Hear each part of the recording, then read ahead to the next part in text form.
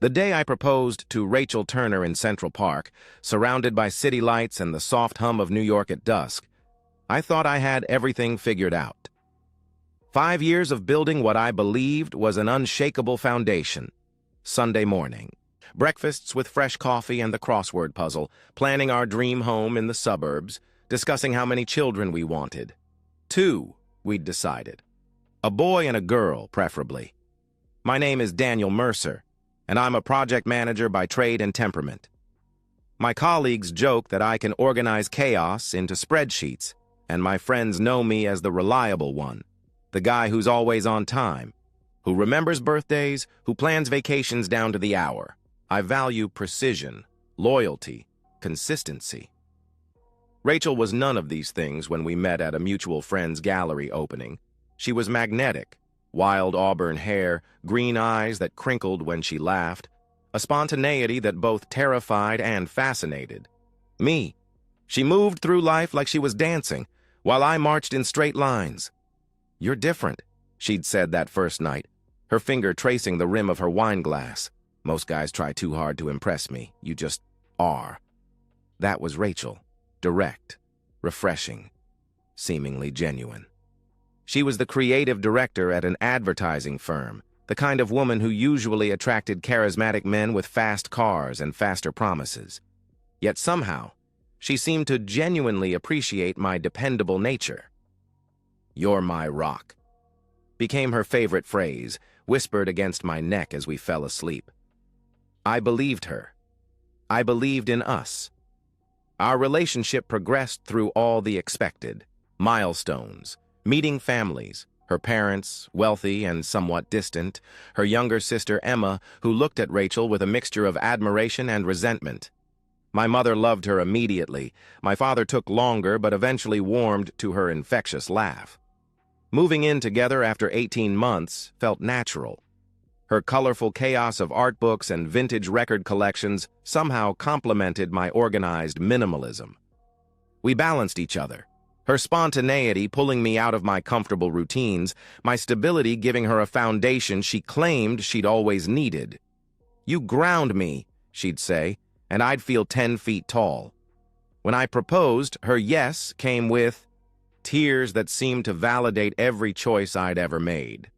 We were perfect on paper, successful professionals in our early 30s, financially stable, emotionally mature, ready for the next chapter. The ring, a 2-carat emerald-cut diamond, with side baguettes, looked stunning on her slender finger. I'd spent 3 months selecting it, just as I'd spent 3 months planning the proposal. That was me, methodical, thorough. Rachel used to tease me about my planning, but she'd always add, "Never change, Daniel. I need your steadiness." Now, with our wedding just 1 week away, I find myself staring at our engagement photos on the mantel, wondering if I ever really knew her at all. The warning signs had been there, of course. I see that now. The text messages at odd hours that she'd quickly dismiss with vague explanations. "Just work stuff," she'd say, angling the phone away from me. The occasional unexplained absences, hair appointments that left her hair looking exactly the same, shopping trips that yielded no purchases. Then there was her strange hesitation whenever Mark's name came up in conversation. Mark Lawson, the ex-boyfriend she'd dated for nearly 3 years before me.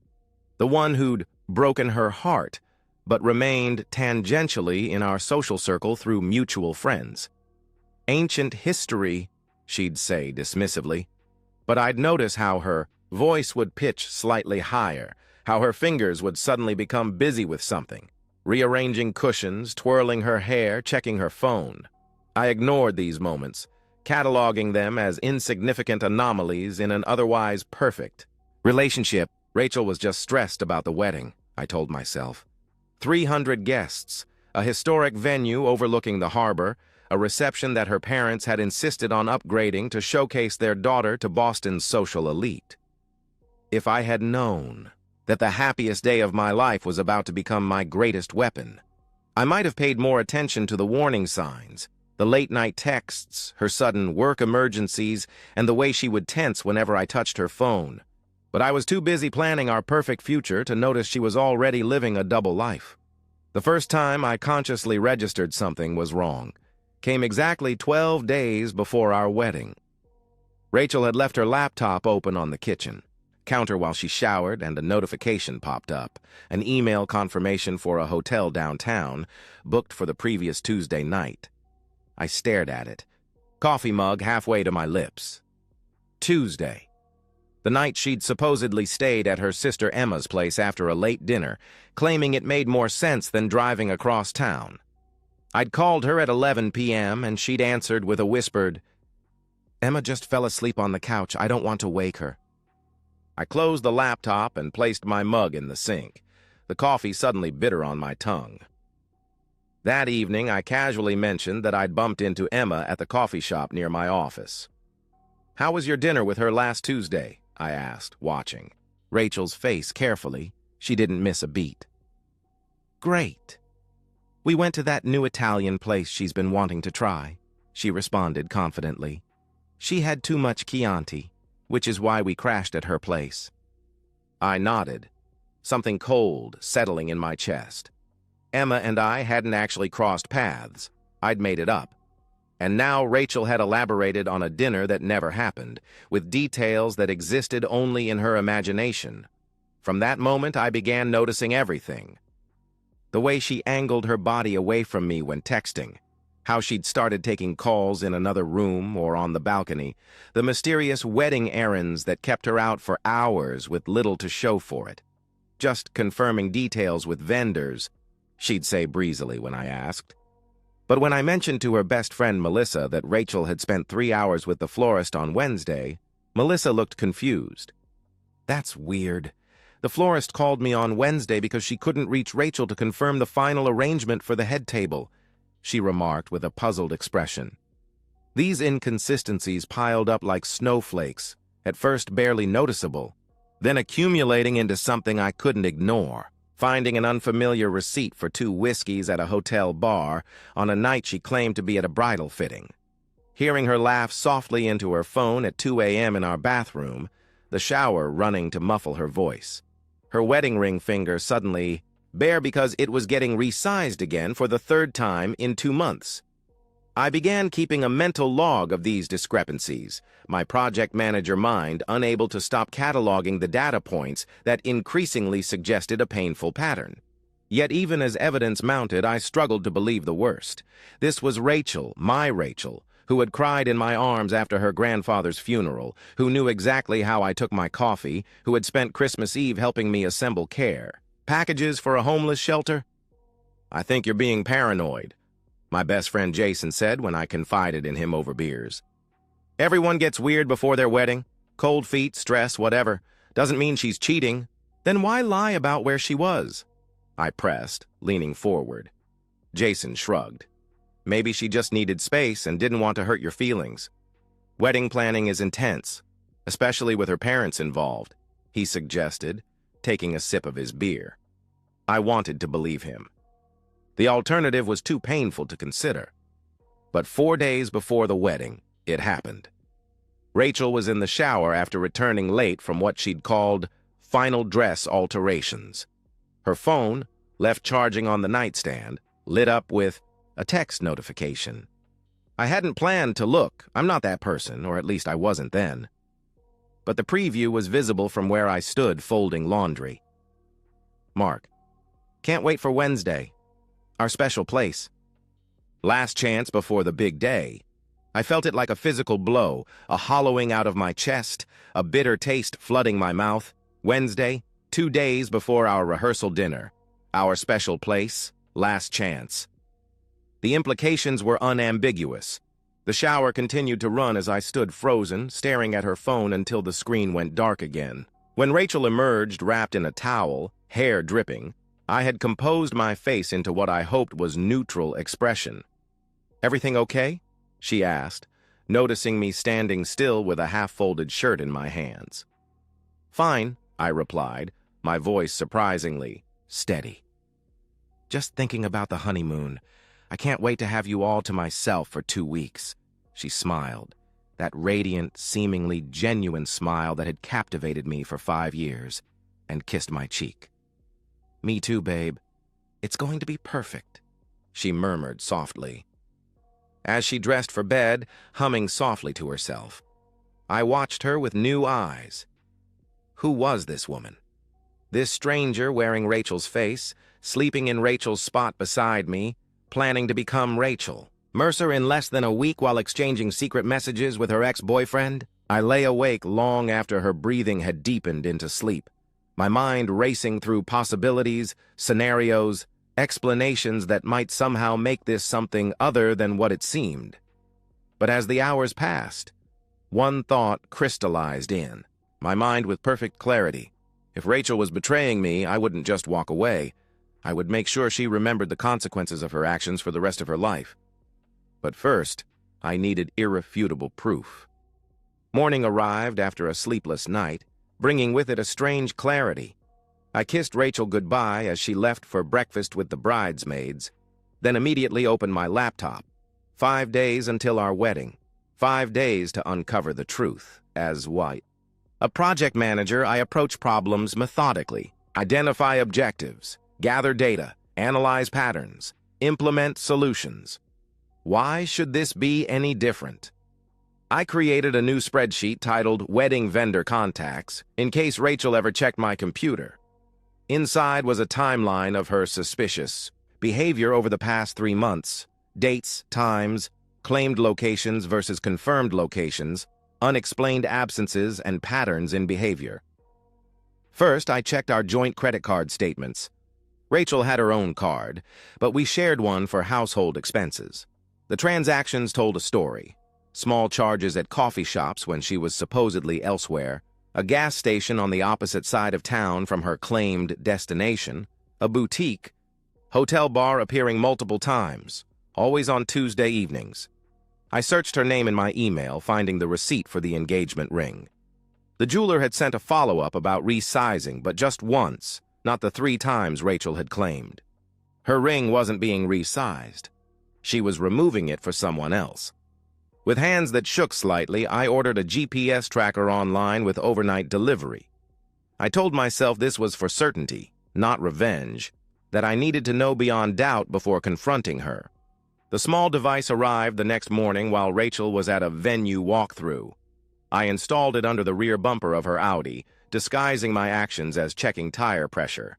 A wedding present, I muttered to myself bitterly. Next, I reviewed our home security footage. We'd installed cameras after a break-in next door last year, one covering the front door, another the driveway. The footage revealed Rachel leaving at times that contradicted her stories, returning later than claimed, and once, most damning, Mark Lawson dropping her off 2 blocks from our house at 1 a.m. when she was supposedly at a girls' night. Each discovery was a fresh wound, but I forced myself to document everything with clinical detachment. This wasn't about emotion anymore. It was about evidence. The GPS tracker proved invaluable that very afternoon. Rachel had told me she was meeting her wedding planner at 2 p.m. At 2:15, I checked the tracker's app and watched as her car traveled not to the wedding planner's office, but to an upscale apartment complex in the North End. I knew that building.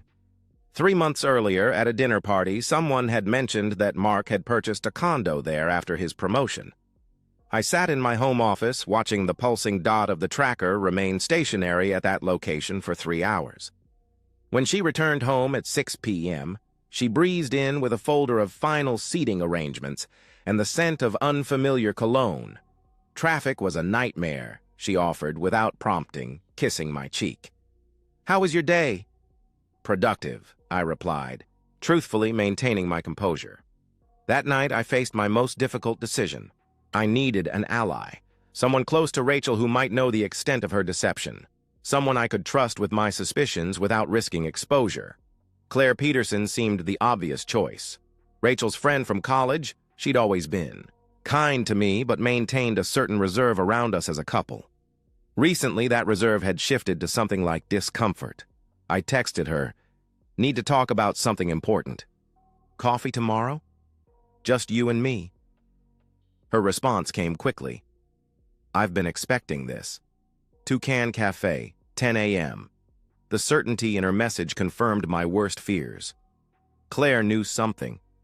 I arrived at the cafe 20 minutes early, rehearsing what to say, how to ask, without revealing how much I already knew. The coffee grew cold in front of me as I waited, scenarios racing through my mind. Would Claire defend Rachel, warn her, or confirm what the evidence already suggested? At precisely 10 a.m., the cafe door opened. Claire walked in, her expression grave as she spotted me. She approached slowly, clutching her purse like a shield. "Daniel," she said, sliding into the seat across from me. Her eyes couldn't meet mine. "There's something you need to see. And after you do, you'll have to decide what kind of man you really are, the kind who walks away or the kind who makes sure everyone sees the truth." Claire's hands trembled as she reached into her purse. "I've been torturing myself about this for weeks," she said, her voice barely audible above the cafe's ambient noise. "Wondering if I should tell you, if it's my place to get involved." She placed a USB drive on the table between us. It looked innocuous. Just a small black rectangle that somehow contained the power to destroy everything. 3 weeks ago, I went to Toronto for a marketing conference, Claire began, finally meeting my eyes. Rachel asked if she could use my house while I was gone. Said she needed space to work on her vows, away from distractions. She laughed bitterly. I was actually touched that she felt my home was a sanctuary. I stared at the USB drive, already knowing what it contained. "I have a security system," Claire continued, wrapping her hands around her untouched coffee mug.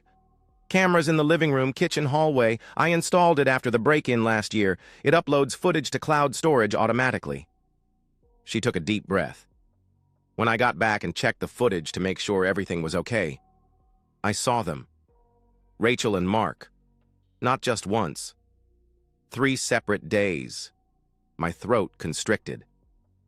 "In your house?" I asked, my voice sounding foreign to my own ears. Claire nodded, her expression pained. "The things they said to each other, Daniel. The plans they made. It wasn't just physical. They've been seeing each other for months. Mark was never just an old friend like Rachel claimed," she explained, her voice catching. I reached for the USB drive, but Claire placed her hand over mine. "Before you watch it, you need to know I'm not doing this out of malice. Rachel's been my friend for 12 years. But what she's doing to you?" She shook her head.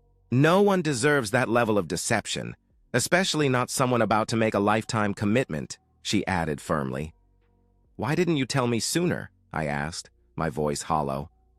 I tried to talk to her first, told her she needed to come clean, or call off the wedding. She swore it was ending, that the thing with Mark was a mistake, that she truly loves you, Claire explained, her eyes filling with tears. "But yesterday I saw them together again. At that little Italian place you 3 used to go to, ironically enough. They weren't even trying to hide." I slipped the USB drive into my pocket, feeling its weight like a stone. "Thank you," I said, simply. "What will you do?" Claire asked, concern evident in her voice. I considered the question carefully. "Something appropriate," I answered, my mind already working through possibilities. That night, after Rachel had gone to bed claiming a headache, I took my laptop to the guest room and inserted the USB drive. For several minutes, I sat staring at the folder of video files, each labeled with dates from the previous month. With a deep breath, I clicked on the first one. The footage was high definition, the timestamp clear, 1:17 p.m., exactly when Rachel had told me she was meeting her mother for lunch. Claire's living room came into view, and then Rachel, entering with Mark close behind her. They were laughing, his hand already sliding beneath her shirt as she pushed him toward the couch. "We should have time." Rachel's voice came through clearly. "Daniel thinks I'm with my mother until 4. "Your fiancé is so trusting," Mark replied, his tone mocking. "It's almost too easy." What followed made me physically ill. Not just the intimacy, though seeing Rachel with another man was excruciating, but the casual way they discussed me afterward. My methodical nature that Rachel apparently found suffocating.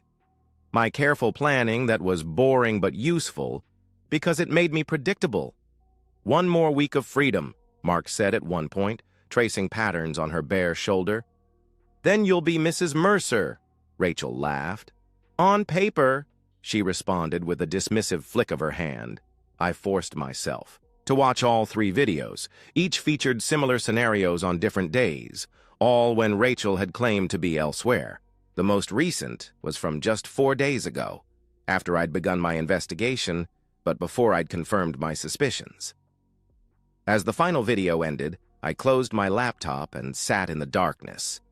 The physical pain was surprising, a hollow ache in my chest, nausea rising in my throat, a cold sweat breaking across my forehead. This wasn't just betrayal, it was mockery, contempt, a systematic campaign of lies from the woman I had believed would be my wife, my partner, the mother of my children. Moved through the stages of grief in accelerated succession. Denial crumbled in the face of irrefutable evidence. Anger flared white-hot, then settled into something colder, more focused. Bargaining seemed pointless. What was there to salvage? Depression hovered at the edges, but something else was taking center stage, a calculated determination. Rather than confront Rachel immediately, I made a decision that surprised even me. The wedding would proceed as planned, with one significant modification. I spent the next hours outlining my response with the same methodical attention I gave to professional projects. First, I backed up Claire's videos to multiple secure locations.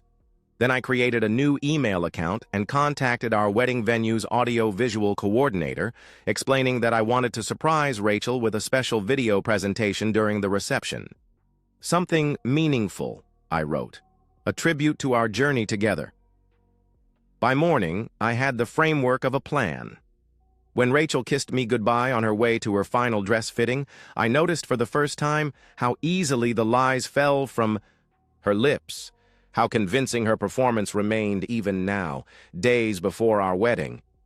I spent that day securing allies, not by revealing the full truth, but by ensuring key people would assist with my surprise.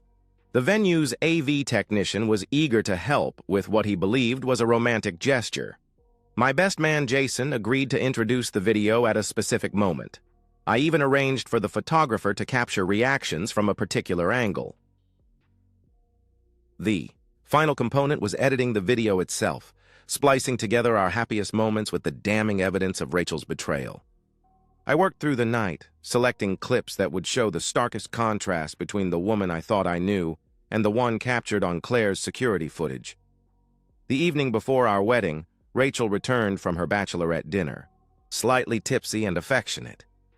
As she kissed me deeply in our hallway, I wondered if she'd been with Mark earlier, if these same lips had touched his just hours before. "One more day," she whispered against my mouth. "I can't wait to be your wife," I smiled, the calm I felt both terrifying and liberating. "It's going to be a day no one will ever forget," I promised quietly. As I laid out my suit for tomorrow's ceremony, I felt an eerie calm replace my rage. Rachel would walk down the aisle believing she had successfully deceived me, never suspecting that I had transformed our wedding from a celebration of love into a public execution of her lies. Tomorrow, instead of saying "I do," I would ensure that everyone would know exactly what she had done. The morning of what should have been the happiest day of my life dawned with perfect clarity. Blue skies, moderate temperature, gentle breeze.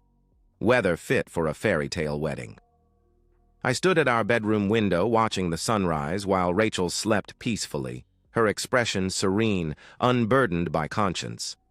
For a brief moment, looking at her there, auburn hair spread across the pillow, lips slightly parted in sleep, I hesitated. Was I really going through with this?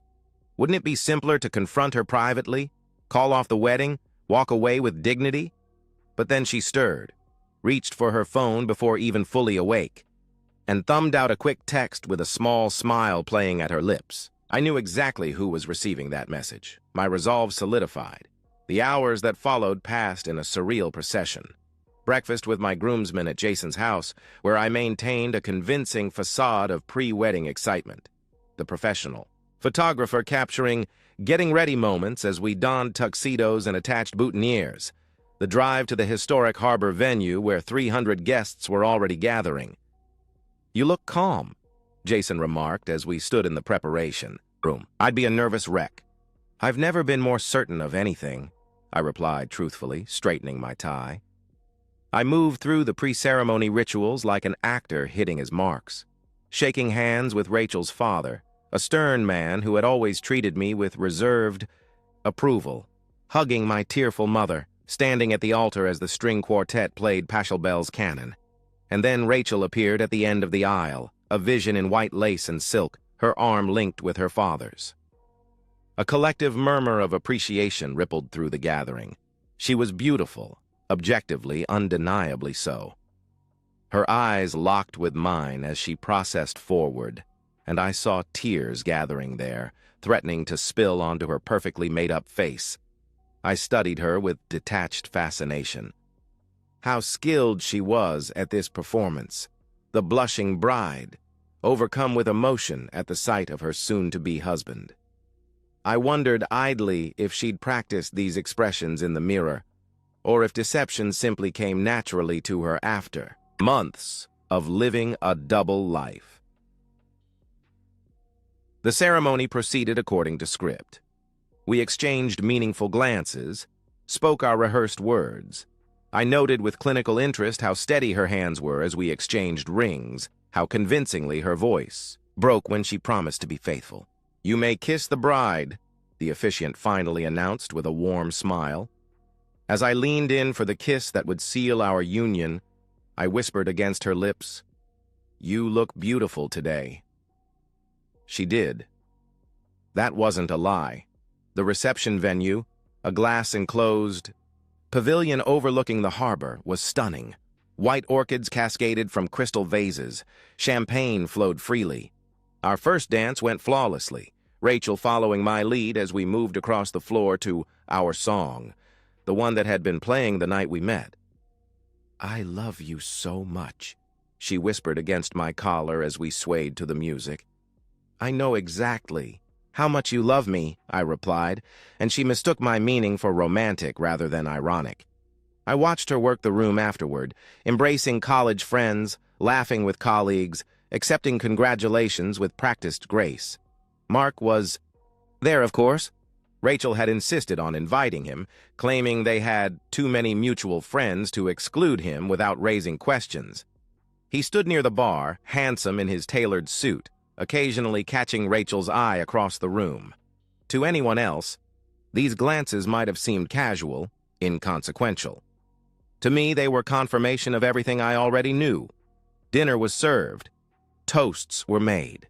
My father spoke about commitment and honor, ironically enough.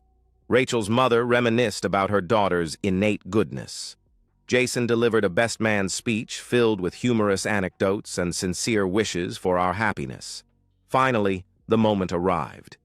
The venue lights dimmed slightly as Jason returned to the microphone. "And now," he announced with a wide smile, "Daniel has prepared a special surprise for his bride. A journey through their relationship that I'm told will bring us all to tears." Rachel turned to me, genuine surprise and delight on her face. "You didn't tell me about this?" she whispered, squeezing my hand. "I wanted it to be a surprise," I replied, standing to address our guests. "Before we show this video, I want to say a few words about truth and memory." The room quieted, all eyes on me. When we look back on our lives, the moments that define us aren't always the ones we expect. Sometimes they're moments of revelation, when what we thought was true is revealed to be false, when what we believed was love turns out to be something else entirely, I stated, my voice steady and clear. I paused, noticing Rachel's slight frown, the first hint of unease crossing her features. This video chronicles our journey together, the memories we've created and the truths I've discovered along the way. It's a testament to the power of evidence and the importance of seeing clearly what's right in front of you, I continued, making deliberate eye contact with key guests. I nodded to the AV technician who had become my unwitting accomplice. The lights dimmed further, and the projection screen descended from the ceiling. The video began innocently enough. Photos of Rachel and me at the beginning of our relationship, video clips from vacations, our engagement. Rachel relaxed beside me, her momentary concern fading as the familiar images played. The assembled guests made appreciative sounds, laughed at the appropriate moments, sighed at the romantic scenes. Then, without warning, the footage cut to Claire's living room. Rachel and Mark entered the frame, his hands already on her body, her laughter echoing through the venue's speaker system. "We should have time," Rachel's voice rang out clearly. "Daniel thinks I'm with my mother until 4. A collective gasp rippled through the room. Rachel froze beside me, her champagne glass slipping from her fingers, shattering on the floor. I didn't move to help her. On screen, the betrayal continued to unfold in explicit detail, interspersed with timestamps that corresponded to days I could identify. Our anniversary, the day after my birthday, 3 days after our engagement party, 1. "More week of freedom," Mark said on screen, his voice echoing through the silent hall. "On paper," Rachel replied with a laugh that now sounded hollow and cruel. The silence in the reception hall was absolute, except for the audio from the video, and the sound of Rachel's mother beginning to sob. From the corner of my eye, I saw Mark backing toward the exit, only to find his path blocked by several of my larger friends who had been discreetly positioned there according to my instructions. Rachel turned to me, her face drained of color, eyes wide with horror. "Daniel," she whispered, her voice breaking. "Daniel, please stop this. Please." I met her gaze steadily. "Why would I stop the truth, Rachel?" I asked quietly. The video continued for exactly 3 minutes, long enough to remove any doubt, to make the betrayal undeniable and public. When the screen finally went black, I stood and took the microphone once more. "I want to thank you all for coming today," I said, my voice steady and controlled. "Unfortunately, there will be no wedding. What you've just witnessed is evidence of an ongoing affair between my fiancée Rachel Turner and her ex-boyfriend Mark Lawson, an affair that continued right up until yesterday." Rachel was openly sobbing now, mascara tracking down her cheeks in black rivers. Her father had risen from his seat, his face contorted with rage, though I couldn't tell if it was directed at his daughter, at Mark, or at me for the public humiliation. "The venue is paid for until midnight," I continued calmly. "The bar is open. Please enjoy the rest of your evening. I'll be returning the gifts, of course." I placed the microphone on the table and turned to Rachel one last time.